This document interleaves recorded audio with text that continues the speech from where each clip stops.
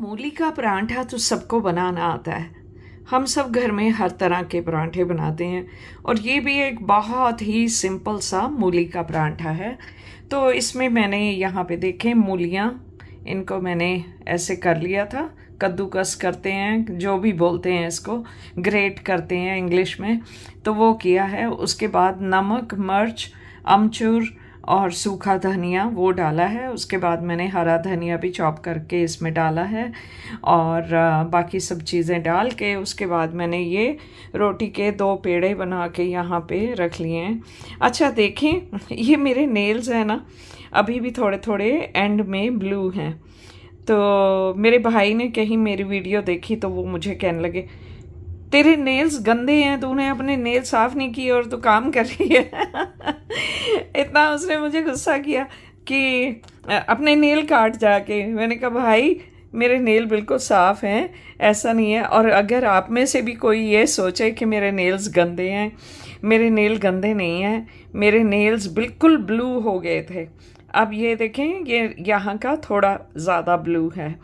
तो ये कीमोथेरेपी के दौरान खून अंदर जम गया था, जो अब आहिस्ता आहिस्ता मैं ब्लड थिनर ले रही हूँ, उससे आहिस्ता आहिस्ता ठीक हो रहा है। तो मेरे हाथ बिल्कुल साफ़ हैं, मेरे नेल्स बिल्कुल साफ़ हैं। ये जो तकलीफ़ आई थी उसकी वजह से ऐसा है। सो ऐसा कुछ भी नहीं है कि। और भाई तो सजेस्ट करा नेल पॉलिश लगा ले, मैंने कहा नहीं, मुझे नेल पॉलिश अच्छी नहीं लगती, मैं नॉर्मल रहना चाहती हूँ, जैसी हूँ वैसा ठीक है। घर में काम करना है तो क्या नेल पॉलिश लगा के शो ऑफ करके ऐसे रहूँ, नॉर्मल रहूँ। तो जी मूली का परांठा, हम ऑफ टॉपिक हो गए हैं तो हम टॉपिक की तरफ चलते हैं। तो अब हमने क्या करना है सबको मालूम है, लेकिन जो लोग नहीं जानते उनको पता है कि हमें थोड़ा सा बताना पड़ेगा। तो ये जो मैंने आटे का पेड़ा बनाया था, इसको ऐसे हम आटे में करके तो थोड़ा सा बेल लेंगे इसको। और इसके लिए आप 1 पेड़ा भी ले सकते हैं, 2 भी ले सकते हैं। तो जब 2 लेते हैं, मुझे 2 की आदत है, तो ये ऐसा करके हम इसके अंदर ये फिलिंग करेंगे। इसमें फिलिंग करके या इसमें फिलिंग की तो इसको उठा के फिर वापस वो सारी फिलिंग के ऊपर रख के तो हम साइडों से दबा के फिर उसको बेल लेंगे। बेल के फिर हम रोटी बनाएंगे। रोटी को अगर हम पहले से ही थोड़ा बड़ा साइज़ बना लेते हैं तो जब फिलिंग डालते हैं तो उससे बाद में ज़्यादा बेलना नहीं पड़ता है और आसानी से बेल जाता है। और वो क्या कहते हैं, रोटी टूट जाती है कई बार, तो क्योंकि इसमें मॉइस्चर होता है, ये गीली होती है, तो कई बार ये टूट जाती है बेलने से रोटी। तो हमें इसलिए बड़ी रोटी बना लें तो थोड़ी सी आसानी हो जाती है।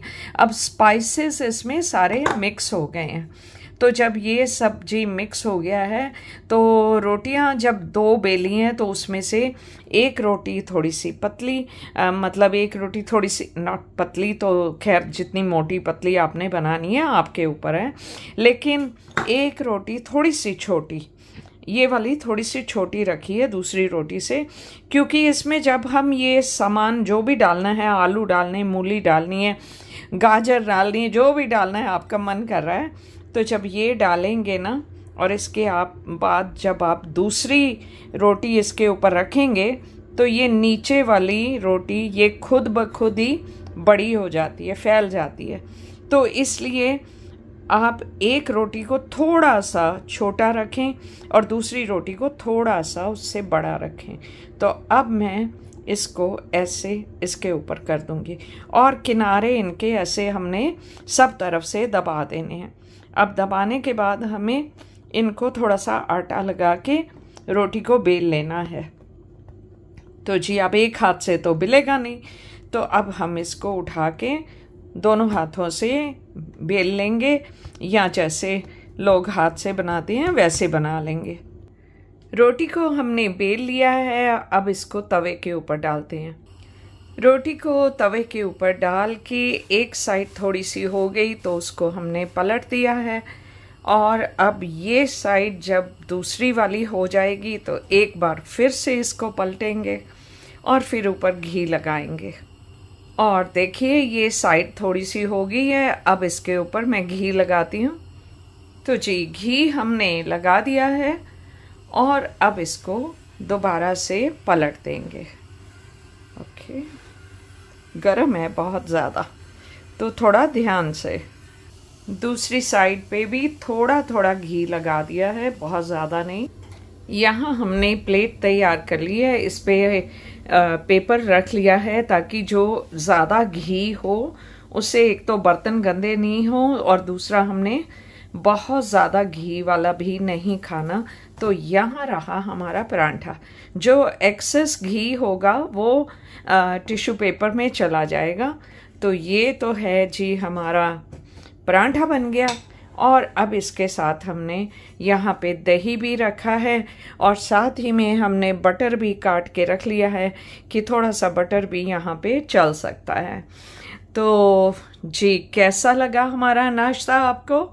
आई होप आपको पसंद आया होगा और आप भी बनाएंगे फटाफट से और खाएंगे।